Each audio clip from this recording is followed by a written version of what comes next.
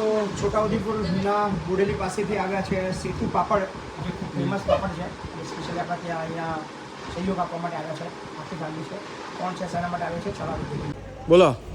વાસના સંખેડા સેતુ પાપડ, બરાબર. જે અમારા જમાઈની આજે મરણતિથિ છે અચ્છા. ને એના માટે અમે અહીંયા દાન કરવા માટે આવ્યા છે. કેવી રીતે પ્રેરણા મળી? તેના અમે વોટ્સઅપમાં બધા વિડીયો જોઈને. બરાબર. અમે દર વર્ષે આવું કરતા જ હોય તો આ વર્ષે અમે પછી જવાનું નક્કી કરેલું કે અહીંયા આવીશું, પાપડી આપીશું, પાપડ મઠિયા બધું આપીશું. દિવાળીમાં જ્યારે પણ જરૂર પડે તો અમે મદદ કરીશું. કેવું લાગ્યું આપણું બાપુનું કામ બધું? બહુ સરસ કામ છે એમનું. એવું છે. બોલો, શું કહેશો તમે? બધા મળ્યા બાળકોના? બોલો. બસ દરેક મા બાપોને છોકરાઓને શ્રવણ જેવા બને અને વૃદ્ધાશ્રમમાં મા બાપને મૂકવા ના આવે એવી મારી આશા છે. બરાબર છે. બોલો. એ વાંધો નહીં.